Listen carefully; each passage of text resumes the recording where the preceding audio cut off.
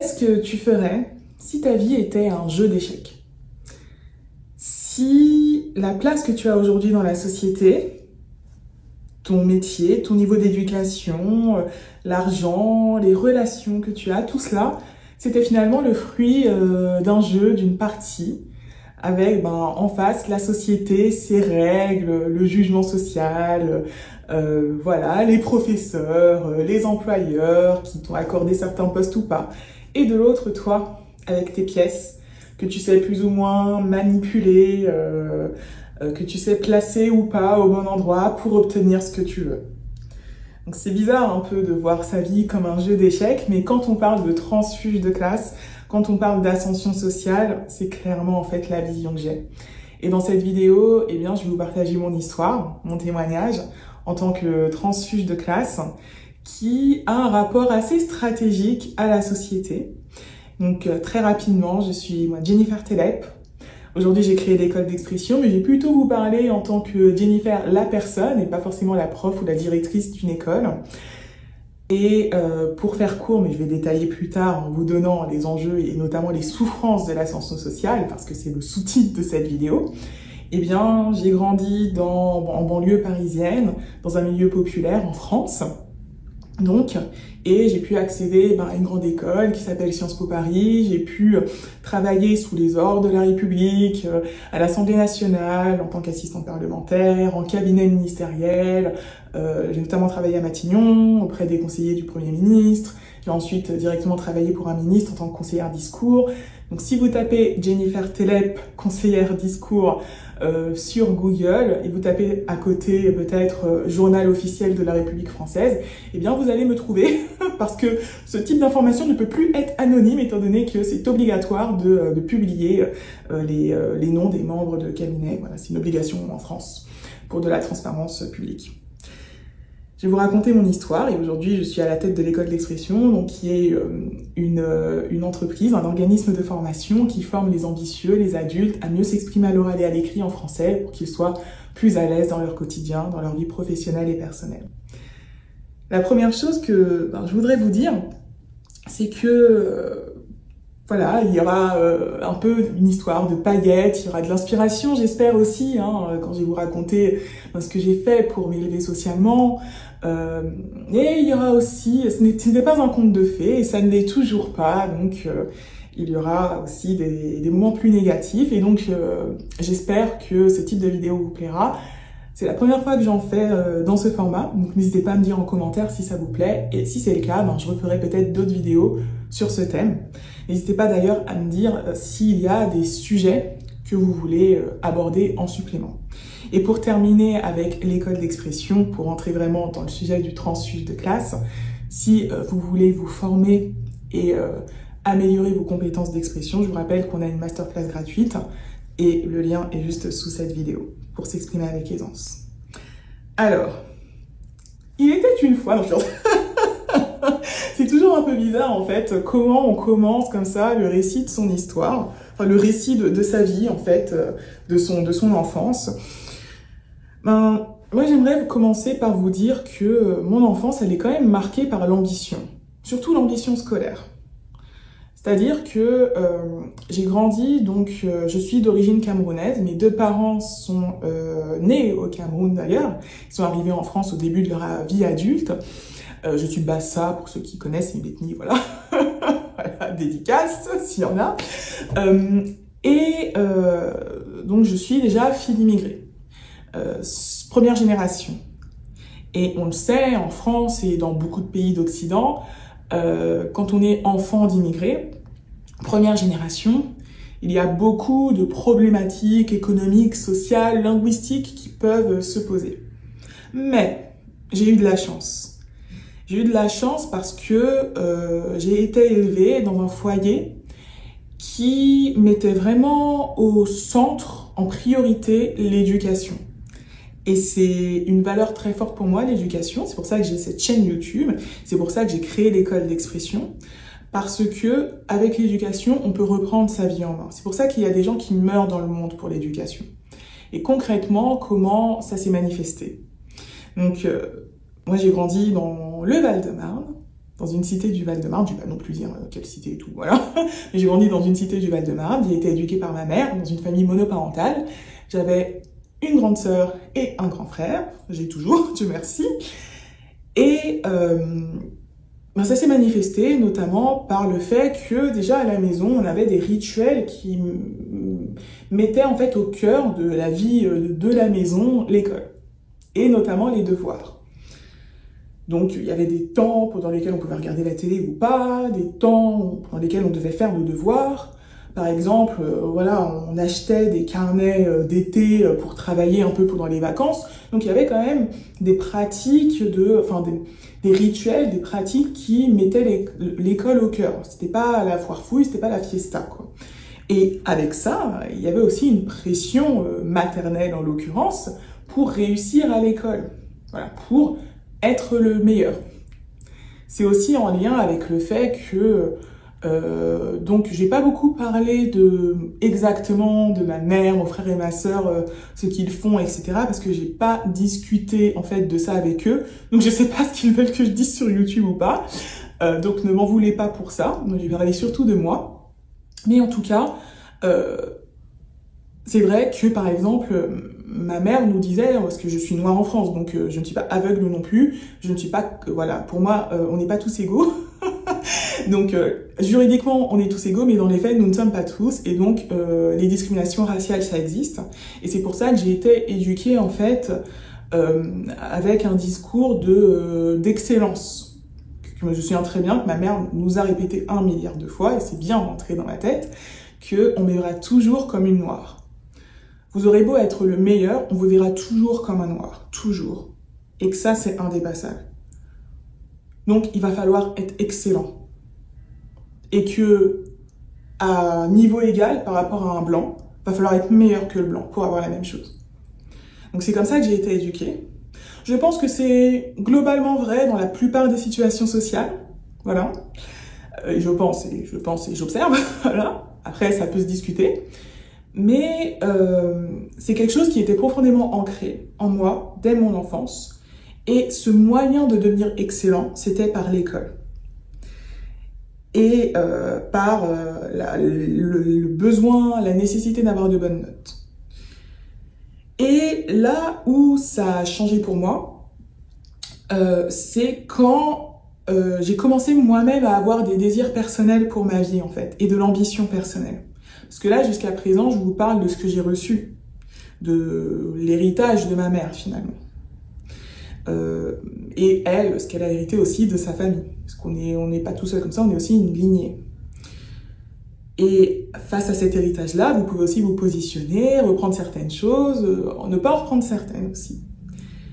Et moi, je suis allée bien au-delà, en fait, de cette ambition. Bien au-delà.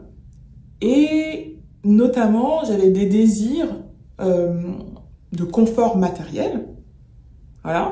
Mais au-delà de ça, j'avais des désirs de pouvoir social. C'est-à-dire que ça a commencé plutôt à l'adolescence, on va dire. C'était pas à 8 ans non plus. Mais quand j'ai commencé à regarder régulièrement des médias, à m'intéresser un peu aux enjeux de société, voilà, on va dire peut-être 13-14 ans, c'est là en fait que j'ai compris le type de métier qui m'intéressait. Et c'était des métiers plutôt intellectuels, voire liés à la politique. C'est là que mon goût pour la politique s'est réveillé. Et je sentais que je voulais travailler dans ces milieux-là. Et c'est là que la première désillusion a commencé. La première, on va dire que c'était la crise des banlieues. Donc, la crise des banlieues, j'étais quand même un peu plus jeune. J'avais 12 ans, 13 ans, je sais plus, de 2005. Je suis née en 91, fait le calcul de Jennifer. J'étais un peu plus vieille que ça en plus. Voilà, mais c'était dans ces zones-là. Et donc, la première crise des banlieues, en gros, c'était ils appelaient ça des émeutes urbaines, voilà, donc, qui étaient liées, enfin, qui ont été déclenchées par la mort de 2 ados qui sont morts à la suite d'une course-poursuite avec la police Ils se sont réfugiés dans, alors je sais plus exactement, dans une centrale, je sais plus électrique, je sais plus exactement, désolé. Et ils sont morts en fait électrocutés, et donc il y a eu des procès, etc. pour savoir la faute de la police, etc. Bon. Vous pourrez taper ça sur, je suis sûre qu'il y a un article Wikipédia depuis si vous voulez creuser pour les plus jeunes d'entre vous. Mais c'est un vrai sujet, parce que pour la première fois, ma vie était à la télé. Et même pas exactement en plus. C'est-à-dire que pour la première fois, on parlait de nous à la télé. Parce que moi, j'adore les médias, j'adore la télé. Moi, aujourd'hui, c'est plutôt YouTube que j'adore et je suis dessus. Mais quand j'étais petite, moi, je regardais beaucoup la télé. Et j'ai toujours beaucoup regardé la télé, j'ai toujours eu de bonnes notes et je pense que je suis aussi quelqu'un de plutôt intelligent. Donc, on peut avoir cette culture-là aussi et en avoir d'autres. Donc, je suis pas du tout dans le discours de la télé, c'est nul, gna. Moi, j'adorais la télé. Et c'est vrai que, au bout d'un moment, la télé ne reflète absolument pas votre vie. Vous voyez bien que les gens comme vous, ils sont pas à la télé. Sauf si on parle de rap ou de hip-hop. Ou là, en l'occurrence, d'émeutes urbaines. Voilà. Les gens qui vous ressemblent en tout cas, ou qui habitent là où vous habitez. Les émeutes urbaines, c'est-à-dire que après la mort de ces deux adolescents, pendant plusieurs nuits d'affilée, pendant plusieurs semaines, les jeunes de ces quartiers-là populaires, des cités, sortaient, cassaient des voitures, s'affrontaient avec un peu la police, donc c'était quand même assez chaud. Et je me souviens que, alors moi, ma cité n'était pas au cœur de ces événements, mais les cités à côté un peu. Et vous voyez que même ma cité, elle était isolée, quoi, du coup. Donc il y avait peut-être même une frustration de pas être dans le coup. Et pourquoi je vous dis ça? C'est important parce que pendant ces émeutes-là, pour la première fois, j'ai compris en fait le regard que la société française portait sur nous. Et je sais que le regard des autres, c'est un sujet qui est souvent évoqué à l'école d'expression. C'est une cause de beaucoup de souffrance pour vous, de doute, de manque d'estime, de manque de confiance. Et moi, ça m'a plutôt motivée, ça m'a donné du feu intérieur. Je me suis rendu compte que la société française prenait les habitants de banlieue pour des sauvages, qu'ils méprisaient la façon de s'exprimer des habitants de banlieue. Le wesh wesh, il y a même des expressions qui existaient, je sais pas si ça existe toujours. Et que on les prenait pour des étrangers, alors que ils sont français pour la plupart, hein, voilà. Enfin, des gens comme moi qui sont nés ici, voilà. Je n'ai pas la double nationalité camerounaise parce que Cameroun ne permet pas cela, mais sinon je l'aurais. Je suis que française, en tout cas légalement. Mais en tout cas, oui, on peut être français et d'ailleurs aussi. Et ces subtilités-là, en fait, je me suis rendu compte que la société française avait un problème. Et c'est encore plus le cas aujourd'hui. Et bon, pourquoi pas, c'est l'histoire de la France, etc. Mais je me suis rendu compte que ça allait peut-être me pénaliser, que l'appartenance à ce milieu, en fait, allait me pénaliser. Et que, à cause de l'appartenance à la banlieue, on pouvait refuser des opportunités aux gens, à cause de leur façon de s'exprimer, de se tenir et de se présenter à la société. Et ça, pour le coup, c'est vraiment ce qui a réveillé mon feu intérieur. Et je me suis un peu mise dans un scénario de get out.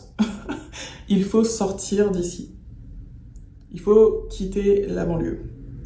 J'ai compris que si je voulais m'élever socialement, je ne pouvais pas rester en banlieue. Et donc c'est pour ça qu'après mon bac, quand j'ai eu le concours de Sciences Po, je vous en parlais après, tout de suite en fait, j'ai décidé de ne pas rester habiter chez ma mère et d'habiter dans des foyers d'étudiants sur Paris. Parce que j'avais compris qu'il fallait que je quitte la banlieue pour évoluer dans d'autres milieux, pour développer des compétences sociales que j'allais avoir en fait, que je ne pouvais pas développer en banlieue. Parce que j'ai compris qu'il y avait un fossé entre ce à quoi nous avions accès en banlieue et ce à quoi d'autres personnes ont accès. Donc ça a clairement éveillé ma conscience politique, ma conscience sociologique et ma conscience aussi de transfuge de classe, parce que là, je ne me contentais pas juste d'avoir de très bonnes notes. J'ai souvent été première de la classe, j'ai eu mon bac avec mention très bien, etc. Voilà, pas de souci. Je ne comptais peut-être pas d'avoir de bonnes notes pour faire plaisir à maman et parce que c'est bien d'avoir des bonnes notes, en mode syndrome de la bonne élève, Je voulais des bonnes notes et je voulais avoir des études, avoir des diplômes pour ma vie, pour ne pas subir ces discriminations-là.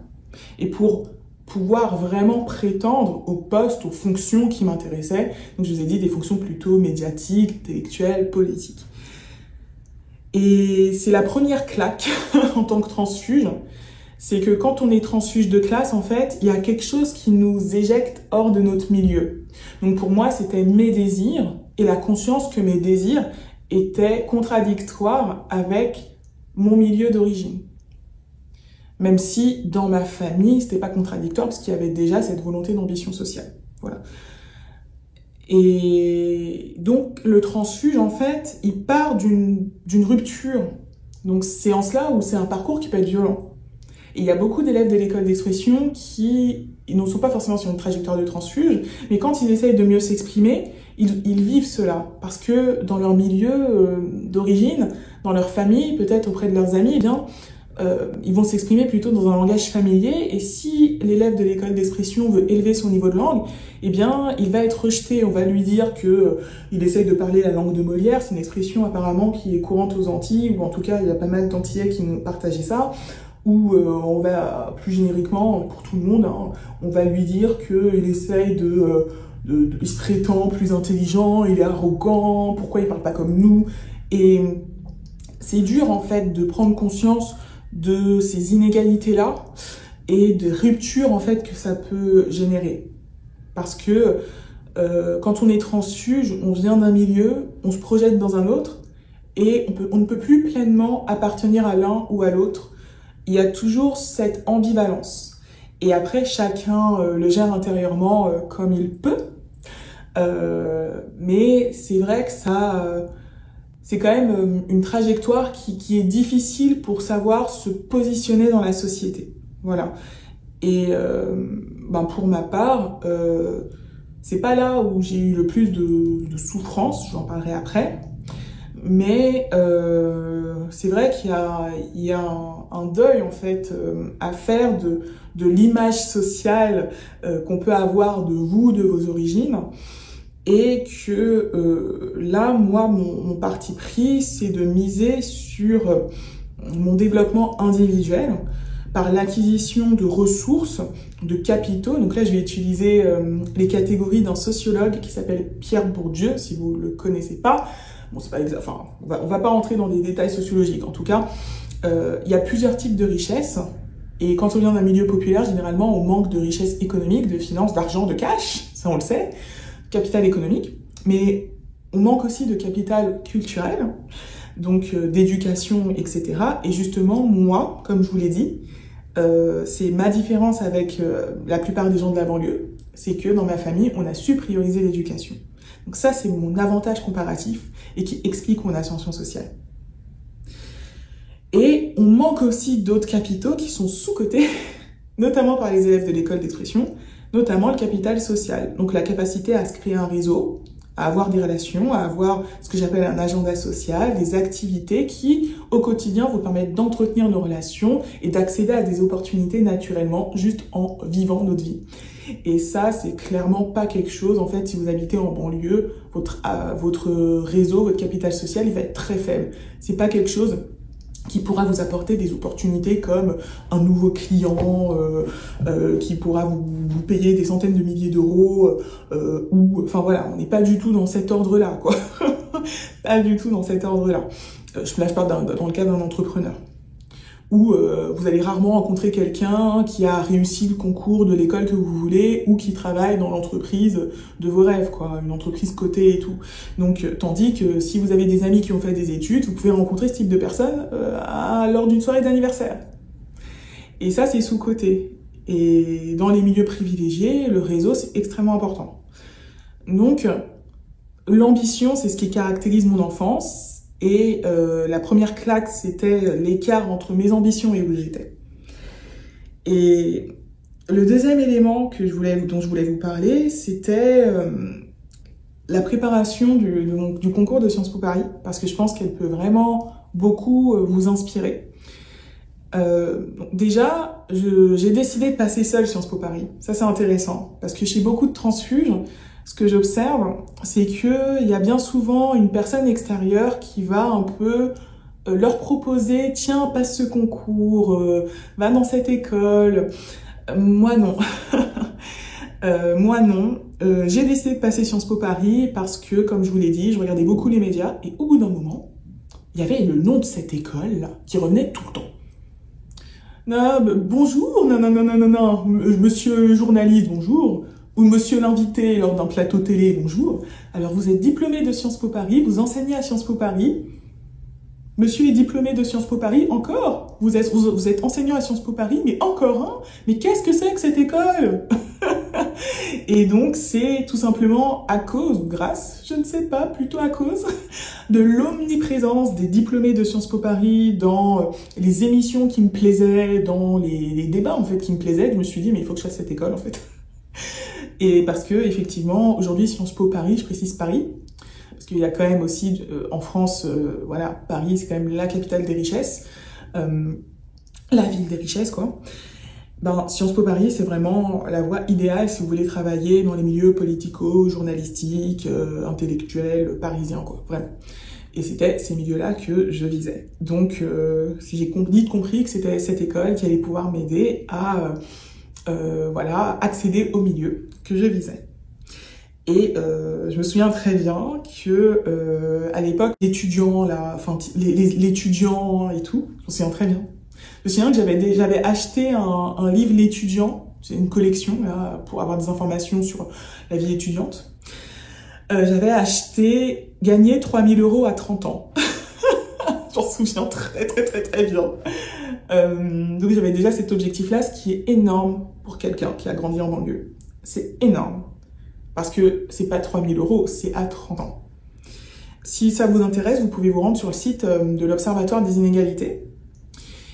Et sur ce site, eh bien, vous pouvez voir en fait, mais là c'est sur toute la population, donc toutes les tranches d'âge, voilà, vous pouvez rentrer un niveau de revenu, donc par exemple 1500 €, 3000 €, 8000 €, 10 000 €, et voir dans quel pourcentage de la population vous êtes par rapport à la population française. Il ne me semble pas que l'Observatoire des inégalités permet de voir par tranche d'âge. Est-ce que par exemple, si je gagne 3000 € à 30 ans, ça me met dans le top 10% des revenus, dans le top 5%? Ça, je ne sais pas. Mais ça vous permet de le faire sur toute la population, avec toutes les tranches d'âge en tout cas. Et un autre livre de l'étudiant que j'avais acheté, c'était Réussir le concours de Sciences Po. Je le connaissais par cœur. Par cœur, par cœur. Ah, je le connaissais par cœur. Et pourquoi en fait je vous dis ça? C'est parce que quand j'ai décidé de faire Sciences Po Paris, il y avait Internet à mon époque, donc ça j'ai eu de la chance, j'ai fait mes recherches. Ouais, parce que j'ai fait mes recherches toute seule. Parce que ma mère était pas au courant, ma mère connaissait pas ça, et j'avais pas personne dans mon entourage qui connaissait. Donc j'ai fait mes recherches toute seule. Et donc j'ai découvert qu'il y avait un concours, Sciences Po a un site, il y a un concours, c'est un concours très sélectif.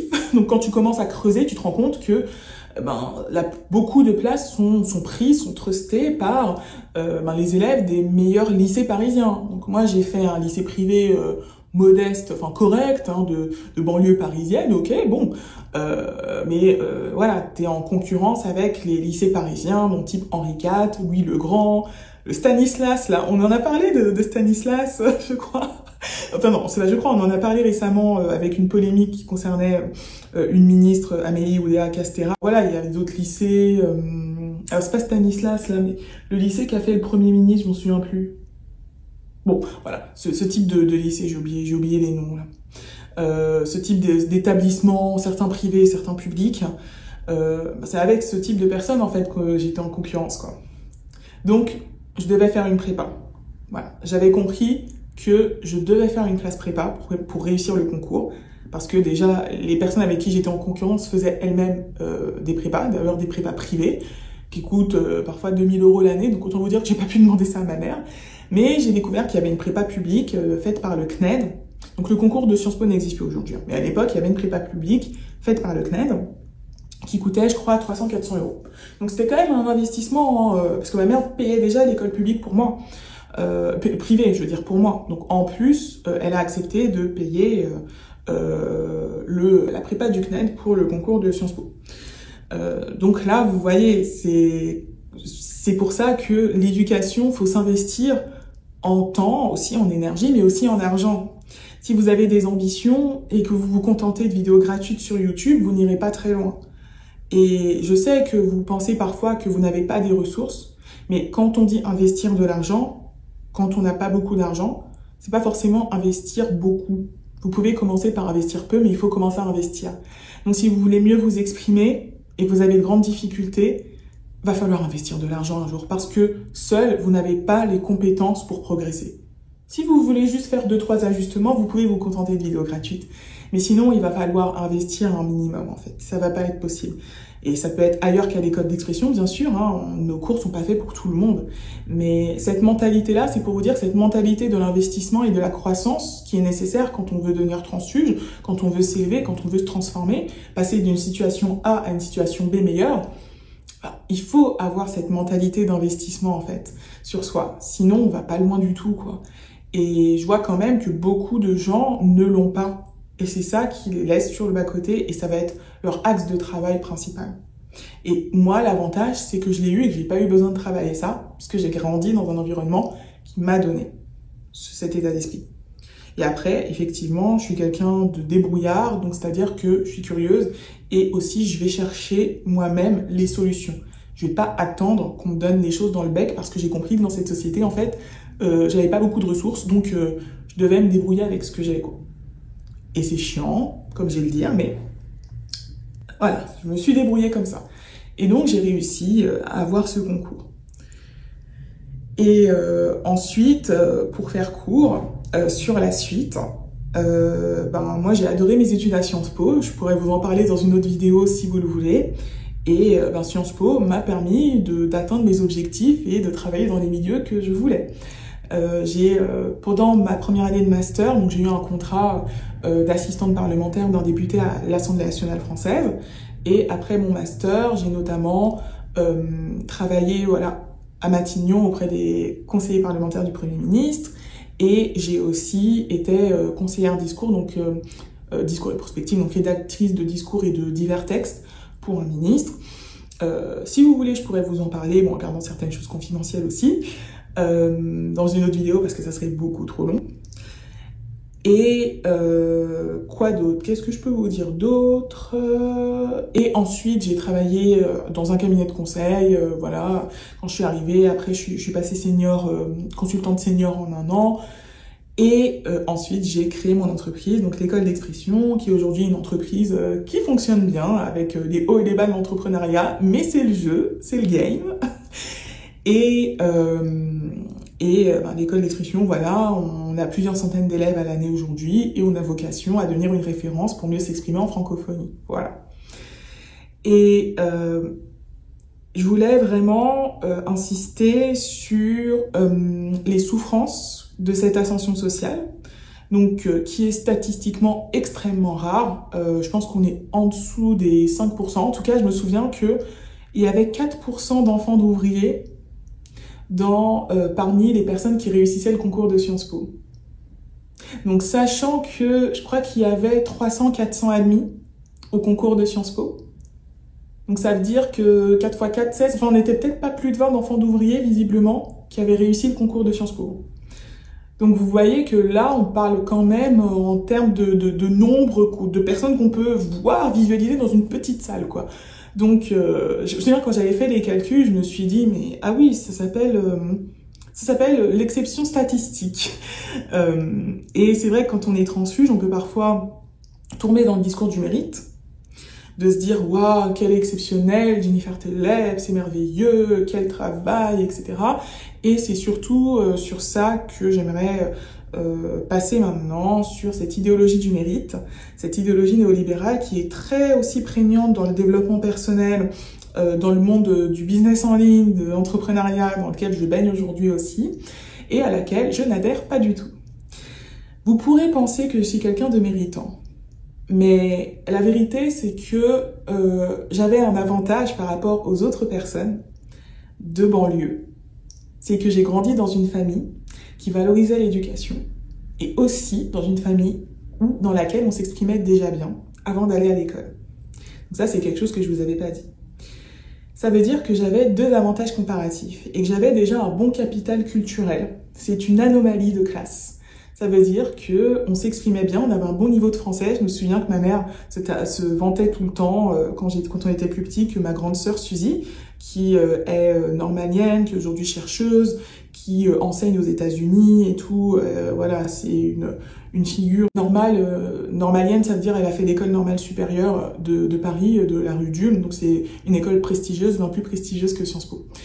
Ma sœur donc avait gagné un prix de la langue française là quand elle était en primaire. Et c'est pour vous dire quand même que voilà, dans une école privée, c'est elle qui gagne un prix, donc c'est le signal en fait que c'est pas l'école qui lui a appris à bien s'exprimer en fait. Quand t'es aussi jeune, non. c'est bon. Il y avait déjà beaucoup de choses en place en matière d'expression, de qualité d'expression en fait. Et ça c'est un avantage comparatif.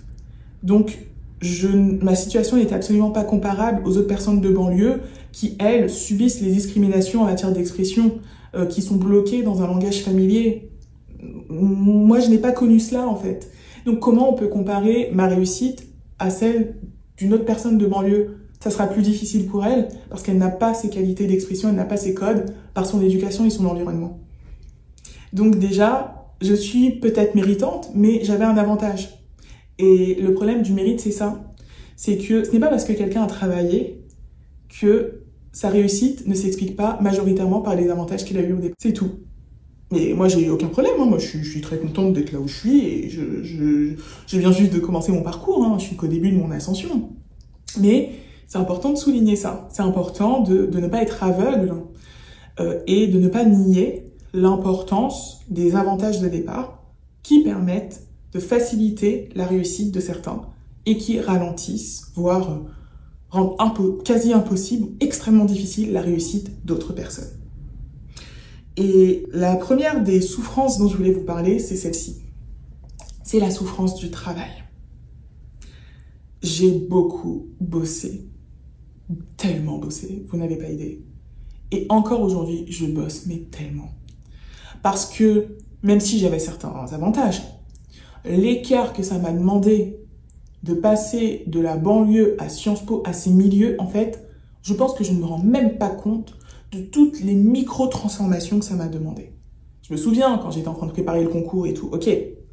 Mais au-delà de ça, toutes les micro-transformations que ça m'a demandé en termes d'intelligence sociale, comprendre la société, plein de choses, mais c'est un travail titanesque.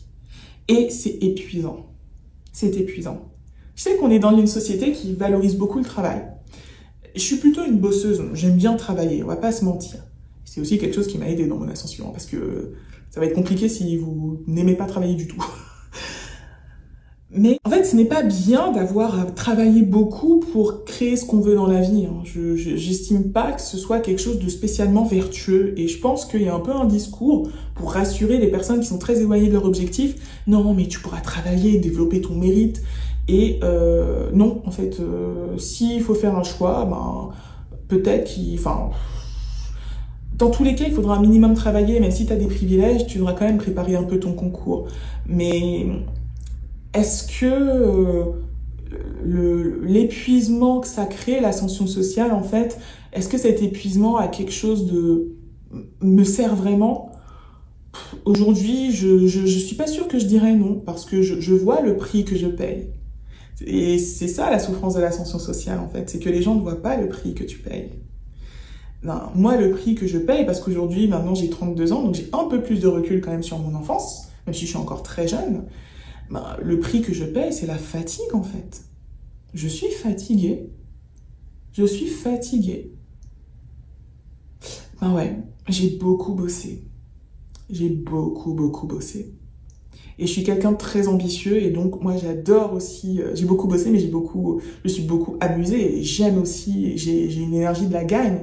Moi j'aime accomplir mes objectifs, j'aime créer mes désirs, j'aime les concrétiser. Donc c'est aussi un moteur de vie, mais je suis fatiguée. C'est fatigant en fait. Par exemple, quand vous êtes entrepreneur et que vous venez d'un milieu populaire, toutes les croyances, tout votre rapport à l'argent que vous avez hérité de plusieurs générations, vous devez le transformer, sinon vous allez échouer. Vous allez échouer. Et ça, c'est plein de choses, en fait, de galères que je vois que d'autres entrepreneurs, en fait, qui viennent de milieux moins défavorisés, n'ont pas vécu, en fait. Je le vois bien. Mais même si eux aussi, ils ont leur souffrance, mais c'est pas de mon niveau. Et il y a des gens, ça va être encore pire que moi aussi. Parce que je suis pas la pire du tout en matière de classe populaire par rapport à mon milieu d'origine. Pas du tout, je suis pas la pire.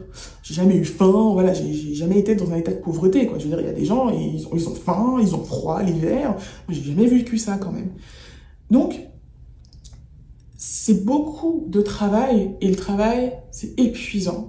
Ça prend beaucoup d'espace. Donc ça a été clairement la priorité de ma vie, et aujourd'hui, ça l'est encore. Et c'est seulement maintenant que je commence à le changer, et que j'ai du mal à le changer, parce que j'ai toujours été dans cette quête, en fait, et une fois que ça devient un réflexe de rapport à la vie, c'est dur de changer.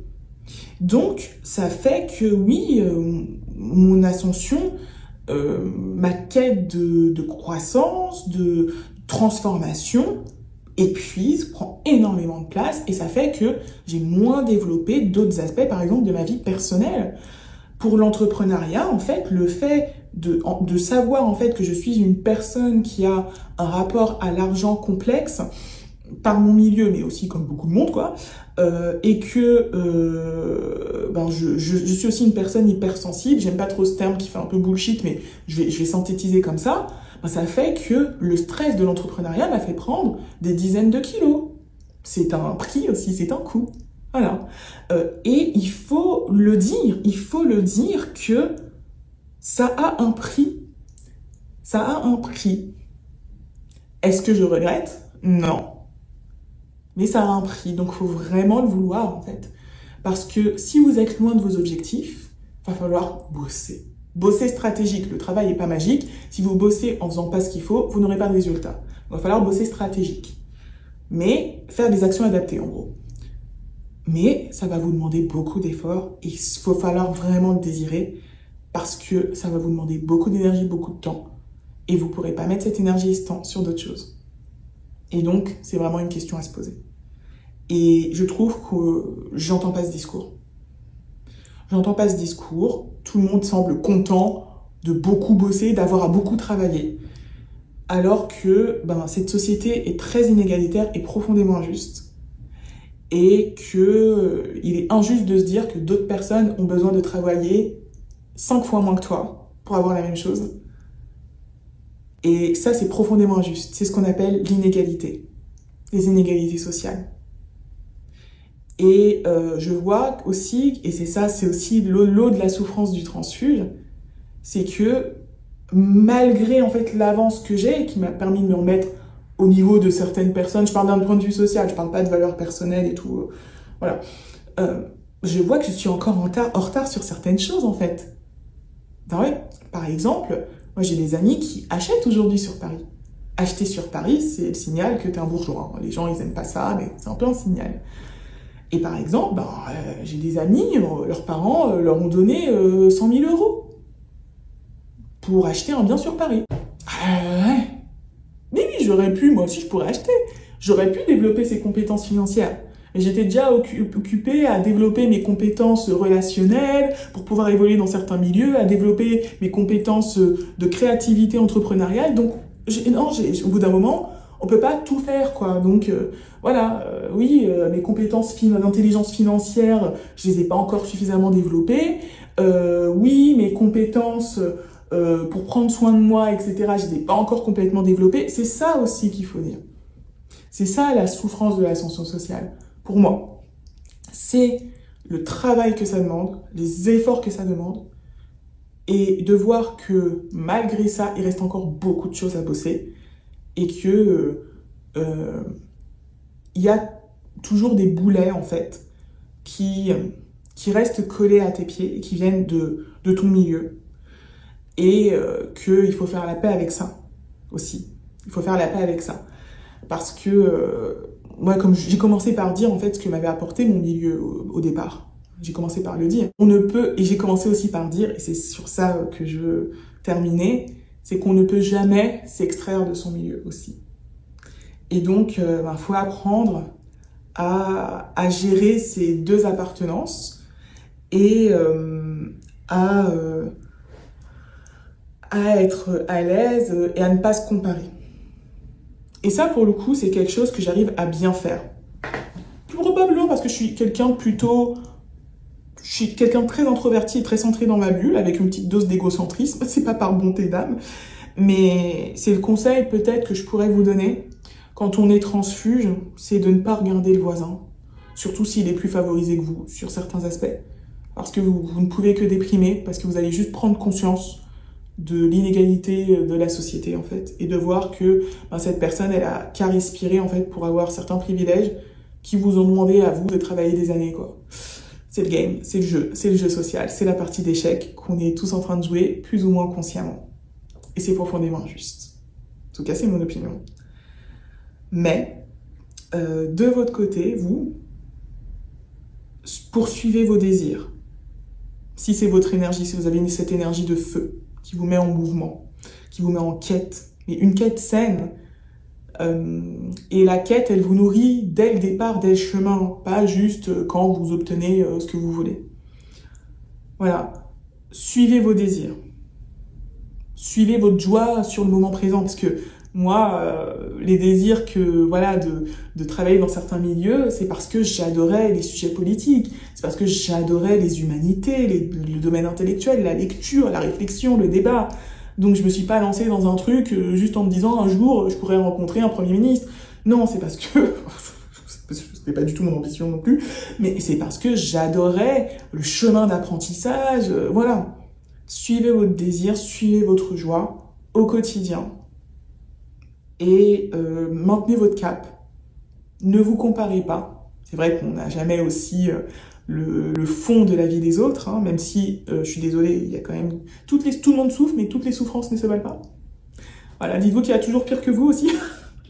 Faut se rappeler que moi j'ai quand même la chance d'être née en France, hein, voilà, il suffit de regarder l'actualité pour voir qu'il y a d'autres enfants qui sont nés dans d'autres pays. C'était pas le plus beau cadeau, je dirais, de la vie. C'était pas le plus beau cadeau du hasard de la vie pour ces pauvres enfants. Donc voilà, je veux dire, ma souffrance est somme toute relative. Voilà. Et je la compare aux autres gens de la société française. Et même dans la société française, j'ai grandi en Île-de-France, à côté de Paris, donc à côté de la plus grande source de richesse. Ça aussi, c'est un facteur important dans mon ascension sociale, c'est prouvé. Si j'avais grandi en banlieue de Bordeaux ou de Lille, ça n'aurait pas été la même chose, ça aurait été beaucoup plus difficile d'accéder à ces milieux-là, il faut aussi le dire. Donc, ne vous comparez pas. Si c'est une quête que vous avez, la quête d'ascension sociale, suivez-la et acceptez le prix. Vous pouvez vous faire accompagner par des professionnels. Si vous avez un entourage qui peut vous soutenir, c'est encore mieux.